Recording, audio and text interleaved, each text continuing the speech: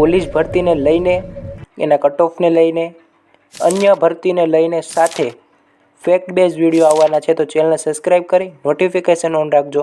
સાથે એક પ્રશ્ન છે કે અત્યારે તમારે સિલેબસ કેટલો કવર થયો છે અને કેટલું રિવિઝન કરવાનું બાકી છે, એકવાર કોમેન્ટ જરૂર કરી દેજો. 2,47,800 આ આંકડો છે પીએસઆઈ કોન્સ્ટેબલ બંને જે ગ્રાઉન્ડ પાસ કરેલો એ ઉમેદવારનો. અને આ ઉમેદવાર હવે આપશે લેખિત પરીક્ષા કે જેમાં ટોટલ 15 લાખ આજુબાજુ ફોર્મ ભરાયા હતા.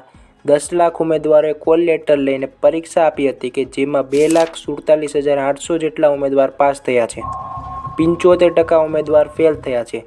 તો આજના વિડીયોમાં આપણે આ પાસ ઉમેદવાર અને ફેલ ઉમેદવાર બંનેના જવાબ ફાઇન્ડ આઉટ કરીશું. એ પહેલાં ઘણા ઉમેદવારનો પ્રશ્નો છે કે ગ્રાઉન્ડ તો પાસ કરી ચૂક્યા છે પણ સિલેબસ પ્રમાણે કેટલું વાંચવું અને કયા પ્રકારના પુસ્તક વાંચવા, સાથે ગણિત રિઝનિંગ માટે શું કરવું, કોર્સ લેવો, કોનો કોર્સ બેસ્ટ છે, એના વિશે આપણે નેક્સ્ટ કહેવાના છે. તો ચેનલને સબસ્ક્રાઈબ કરવાનું ન ભૂલાય. તો આ ભરતીમાં જગ્યા છે ટોટલ 12,472 કે જેમાં 472 પીએસઆઈ માટેની અને 12,000 જેટલી કોન્સ્ટેબલ, જેલ સિપાઈ, એસઆરપીએફ એક્સેટ્રા પદ પરની છે. પીડીએફ મુજબ 1,72,099 જેટલા ભાઈઓ પાસ થયા છે અને બહેનોની યાદી છે 75,701 અને ટોટલ છે 2,47,800. તો આમાં અંદાજિત 5% એટલે 105ને નોકરી મળશે, બાકીના 95 ઉમેદવાર ફેલ ગણાશે.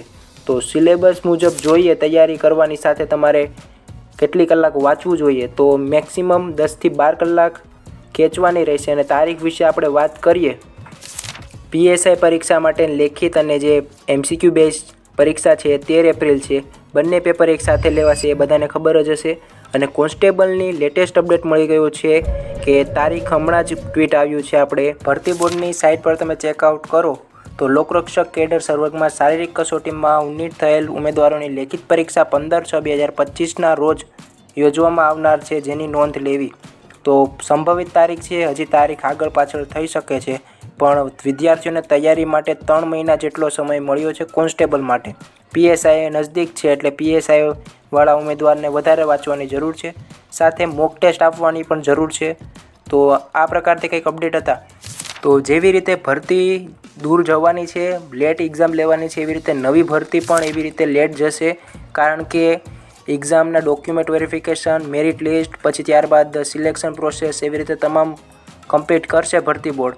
ત્યાં સુધી નવી ભરતીની નોટિફિકેશન જાન્યુઆરી-ફેબ્રુઆરી સુધીમાં આવી શકે છે, 2026 સુધીમાં. તો ભરતી 2026માં આવશે તો 2026ના એન્ડ સુધીમાં ગ્રાઉન્ડ આવવાની તૈયારીમાં રાખજો, કારણ કે 2026ની ભરતી લેટ આવશે, 2027 સુધીમાં તમારી પરીક્ષા આવશે. એટલે જેવી રીતે અત્યારે ચાલી રહ્યું છે એવી રીતે 2027 સુધીમાં પરીક્ષા લેવાશે.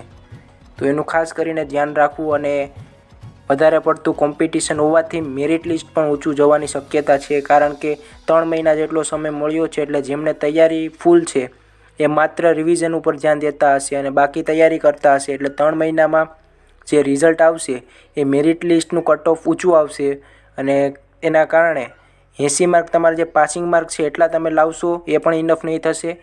100થી 120 સુધીના માર્ક તમે લાવશો ત્યારે તમારી એક સીટ નક્કી થશે. એના માટે તમારે મહેનત કરવી પડશે, સાથે સ્માર્ટ વર્કની સાથે તમારે મહેનત કરવી પડશે કે જેથી તમે મેરિટમાં નામ લાવી શકો.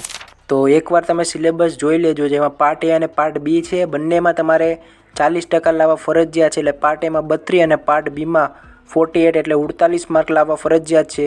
કદાચ તમે પાર્ટ એમાં 32 માર્ક તમારે ન થયા હોય અને પાર્ટ બીમાં તમે 80 માર્કનું સાચું લખીને આવ્યા હોય તો એ પાર્ટ બી તમારું ખોટું ગણાશે. પાર્ટ એમાં તમારે 32 માર્ક હશે, ત્યારબાદ તમારું પાર્ટ બી પેપર ચેક કરવામાં આવશે. તો તમારી તૈયારી અત્યારે કયા મોડ ઉપર છે? રિવિઝન મોડ ઉપર છે કે સ્ટાર્ટિંગ બેઝ ઉપર તમે અત્યારે તૈયારી કરી રહ્યા છો? શરૂઆતથી તમારે બધું તૈયારી કરવાની બાકી છે?